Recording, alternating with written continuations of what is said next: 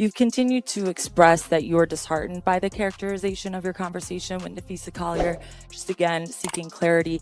Did you in fact say that Caitlin Clark should be grateful she makes $16 million off the court because without the platform that the WNBA gives her, she wouldn't make anything? And do you actually feel that way, that without this platform, players like Caitlin Clark wouldn't be making what they do off the court? Panic time?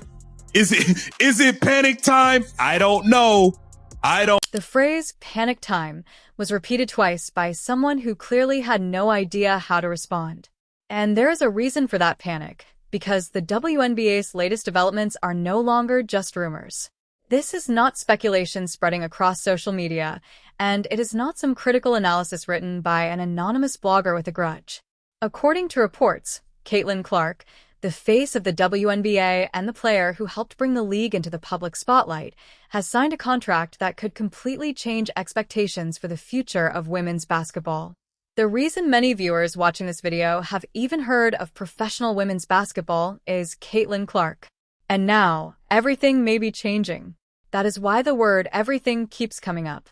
In about 90 seconds, you will understand why it may be exactly the right word. The potential here is enormous. Everything could be affected by this. Prepare for it.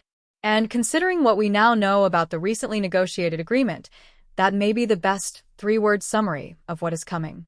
Yet almost nobody is connecting the pieces. The most dangerous part of this story is not even the $150 million figure that has dominated every major sports platform over the past day. The real danger is what Cathy Engelbert's reaction reveals about how exposed the WNBA actually is. And that story begins at 4 a.m, with a room full of frightened executives rather than with Clark. So, let's set the scene, because the collapse of this entire situation is just as important as the deal itself. Project B, the international women's basketball organization supported by Saudi Arabia, has reportedly been operating quietly and deliberately for months. This is the kind of systematic, patient movement of money that only happens when you have a $10 billion war fund and absolutely no pressure from deadlines.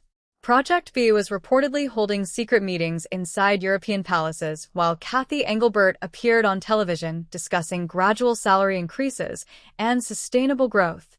Project B was also buying the private jet company the WNBA had been considering using while the league was still debating whether it could afford charter flights for its players. They purchased the airline rather than simply buying a plane. Before you continue, please do me a favor. If you enjoy this video, please subscribe. It is free. It takes just a second. And if you're already subscribed, thank you very much. Then, according to reports, Caitlin Clark's agent, joined by attorneys and financial advisors, boarded a Saudi-owned private plane at a private airfield carrying a red-stamped contract.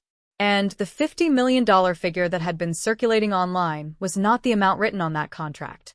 It was $150 million, 5 years, fully guaranteed, with Clark receiving a voice in the organization's management structure along with a small ownership position in the newly created league. The WNBA, a league that has repeatedly underpaid its biggest stars for 27 years and is now watching that decision come back to demand payment, responded exactly as you might expect when the information reached the front office. We are told Commissioner Cathy Engelbert and NBA Commissioner Adam Silver called an emergency 4 a.m. meeting to deal with what insiders are calling the Great Exodus. According to reports, Silver was seen shouting into his phone, demanding to know how they had allowed one player to be valued at more than 25% of the league's total. At 4 a.m, Silver was reportedly yelling into his phone, asking how this had been allowed to happen. Commissioner, here is the answer to that question. You allowed it to happen because for years you did not treat the WNBA like a true professional sports league, but instead like a charitable endeavor. You allowed it because whenever a WNBA player asked to be paid her fair market value, the answer was sustainable growth. You allowed it because you believed loyalty had no limits. Caitlin Clark simply placed a price tag on that loyalty, proving that it is not free. Sources close to the situation now describe Engelbert's alleged reaction to the Clark deal as furious, not shocked, furious. And that distinction matters. This changes everything. This changes everything right here. Because anger suggests that she expected something like this to happen. Anger suggests that she recognized the weakness. Fury suggests that someone inside the organization knew this day could come and that the underlying problem was not dealt with soon enough. There is a name for that fundamental problem, and it is not Project B. It is the gap between what the WNBA pays its players and what those players are actually worth in the market. Clark did not create that gap, but she exposed it when she signed a deal worth more in 5 years than the WNBA's total yearly earnings. The problem was already there. Project B simply made it impossible to ignore. The money matters, but the story behind that money matters even more. So let's break it down. Over a 5-year period, $150 million is completely guaranteed. That works out to $30 million every year. To put that into perspective, most people watching this will quickly understand that the entire WNBA pay cap for all 12 rosters combined is now around $5.65 million. That means one WNBA team's entire payroll would be more than 5 times Caitlin Clark's yearly Project B compensation. Clark's signing bonus alone is allegedly larger than the WNBA's entire salary cap. Not her yearly salary, but her signing bonus, the money paid upfront simply for agreeing to sign the contract. For their top players, they are offering contracts worth $1 million every game, and that is only the base salary. Each player also receives another $50 million if they win the entire tournament. That is $1 million per game, not per season, plus an additional $50 million for winning the tournament. To compare that, the highest-paid players in WNBA history have earned around $250,000 over an entire season. For just one game, Project B is reportedly paying more than some WNBA players earn throughout their entire careers. From a strategic standpoint, Engelbert's anger now becomes much easier to understand.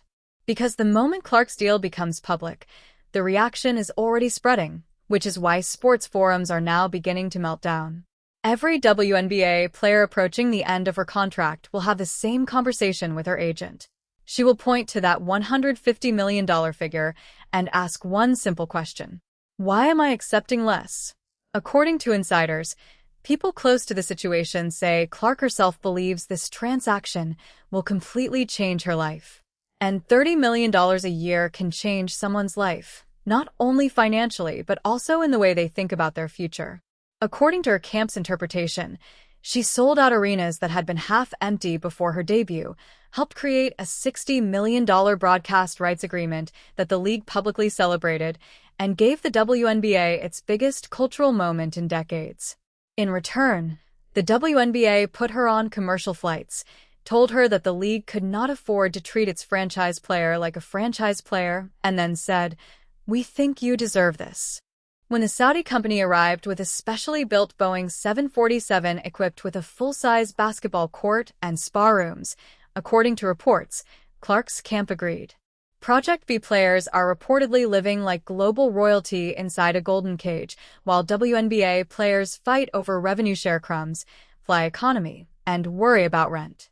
The question is no longer whether players will leave. The question is which star will be the last one to turn off the lights. Who will be the final celebrity to walk away? Because Clark was the first, Cathy Engelbert is now facing that very difficult question at 4 a.m. But there are more names connected to this story, and they're certainly not minor ones. This is not only about one player, so let's go through the names.